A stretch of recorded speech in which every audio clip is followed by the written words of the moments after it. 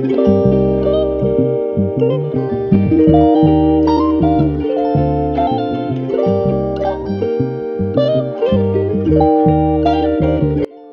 મિત્રો, આજે અમે તમારા માટે લઈને આવ્યા છીએ દૂધીના હલવાની રેસીપી, જેને એકવાર બનાવશો તો દરેક વ્યક્તિ પૂછશે આ ખરેખર દૂધીનો હલવો જ છે? ઘણા લોકો દૂધી ખાવાનું ટાળી દેતા હોય છે, પરંતુ આજે અમે તમને એવી રીત બતાવશું કે દૂધીનો સ્વાદ જ નહીં ઓળખાય, જેનાથી હલવો બનશે એકદમ હલવાઈ વાળાની દુકાન જેવો સ્વાદિષ્ટ, માવેદાર, મોઢામાં મુકતા જ ઓગળી જાય તેવો બનાવીશું. તહેવાર હોય કે પ્રસાદ માટે અથવા ઘરે કોઈ ખાસ પ્રસંગ હોય તો બસ આ રીતે એકદમ સરળ અને શાનદાર દૂધીનો હલવો ઘરે જરૂરથી બનાવજો. નાનાથી લઈ મોટા બધાને ખૂબ જ ભાવશે. તો એકદમ સરળ રીતે દૂધીનો હલવો બનાવવાનું શરૂ કરીએ. નવી રેસીપી શીખવા માટે YD મમ્સ કિચન ચેનલને સબસ્ક્રાઇબ કરો, સાથે બેલ આઇકન જરૂરથી દબાવજો. નવા રેસીપી વિડીયો સૌથી પહેલા જોવા માટે સરળ રીતે ખૂબ જ ઓછા સમયમાં ખૂબ જ સ્વાદિષ્ટ દૂધીનો હલવો બનાવવા માટે અમે અહીંયા 4 નંગને વજનમાં 1 કિલો જેટલી ફ્રેશ દૂધી લીધી છે. તો દૂધીના હલવા માટે આ રીતની મીડિયમ થિકનેસ વાળી દૂધીની પસંદગી કરવી, જેમાં બીનો ભાગ ઓછો હોય છે અને ગળનો ભાગ વધારે હોય છે તેવી જ દૂધીની પસંદગી કરવી. હવે છરીની મદદથી દૂધીના ઉપરના ભાગ અને નીચેના ભાગને કાઢી લઈએ અને આ રીતે દૂધીની છાલને કાઢી લઈએ. તો દૂધીની છાલ સારી રીતના નીકળી ગઈ છે. તો હવે છરીની મદદથી દૂધીને 2 ભાગમાં ડિવાઈડ કરી લઈએ અને આ જ રીતે બધી જ દૂધીને તૈયાર કરી લઈએ. હવે દૂધીનો હલવો બનાવવા માટે અમે અહીંયા આ રીતની મોટી સાઈઝની ખમણી લીધી છે. તો હવે દૂધીના પીસને ખમણીની મદદથી ખમણી લઈએ અને દૂધીને ખમણતી વખતે આ રીતના ફેરવતા જાવી, જેથી બચેલા બિયાના ભાગ આપણા ખમણમાં એડ ન થાય.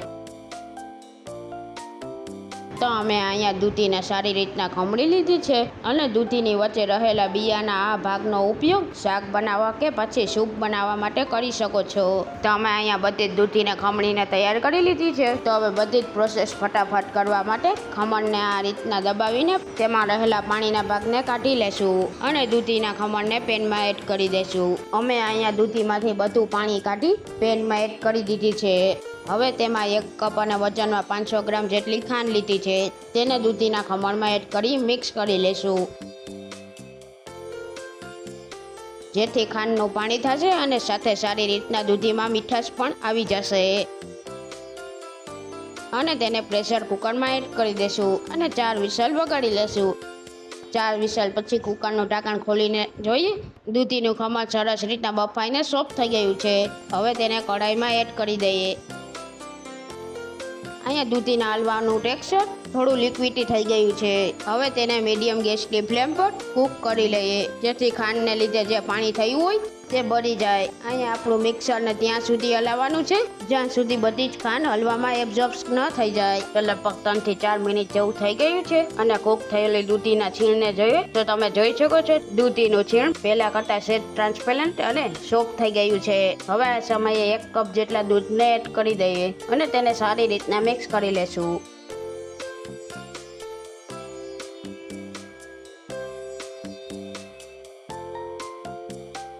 તો લગભગ 5 થી 6 મિનિટ જેવું થઈ ગયું છે અને તમે જોઈ શકો છો હલવો કટ થઈને તેમાં રહેલા પાણીનો ભાગ બળી ગયો છે. હવે હલવાને સ્વાદિષ્ટ અને ક્રીમી ટેક્સચર દેવા માટે અમે અહીંયા 1 કપ અને વજનમાં 100 ગ્રામ જેટલો મોરો માવો લીધો છે. તમે માવાની જગ્યાએ કન્ડેન્સ મિલ્કનો પણ ઉપયોગ કરી શકો છો, પણ માવાથી વધુ સારો ટેસ્ટ આવે છે. તો હવે માવાને હલવામાં એકદમ સારી રીતના મિક્સ કરી લઈએ. તો તમે જોઈ શકો છો માવો જેમ જેમ હલવામાં મિક્સ થતો જાય છે તેમ હલવો ઠીક થતો જાય છે. તો હવે આ સમયે હવે ઉપરથી 2 ચમચી ઘી એડ કરી દેશું. ઘીને એડ કરવાથી આપણા હલવામાં સારી એવી શાઇન આવે છે. દૂધીનો હલવો એક એવી વસ્તુ છે જેને જોતા જ બધાના મોઢામાં પાણી આવી જશે. અહીંયા હલવો સારી રીતના મિક્સ થઈ ગયો છે. હવે હલવામાં ફ્લેવર માટે 1 ચમચી જેટલો એલચી પાવડર એડ કરી દેશું અને તેને સારી રીતના મિક્સ કરી લેશું. આ સિવાય તમે હલવામાં ફ્લેવર માટે 1 થી 2 ટીપા કેવડા વોટરના પણ એડ કરી શકો છો. તો અહીંયા હલવો સારી રીતના કૂક થઈ ગયો છે અને તે એકદમ માવેદાર હોવાની સાથે હવે ગેસની ફ્લેમ બંધ કરી દઈએ અને ગરમા ગરમ દૂધીના હલવાને સર્વ કરી લઈએ. તો તો દૂધીના હલવાને ઘરમાં જ એકદમ માવેદાર અને મીઠાઈવાળાની દુકાન જેવું એકદમ ઇન્સ્ટન્ટ ખૂબ જ ઓછી મહેનતમાં હલવાની રેસીપી ગમી હોય તો વિડીયોમાં એક લાઇક કમેન્ટ કરી અમારા વિડીયોને તમારા મિત્રો અને પરિવાર સાથે જરૂરથી શેર કરજો અને આજની આ સરળ અને ટેસ્ટી ગુજરાતી રેસીપી માટે અમારી ચેનલને સબસ્ક્રાઈબ કરવાનું ન ભૂલશો. ફરી મળીશું નવી મજેદાર રેસીપી સાથે.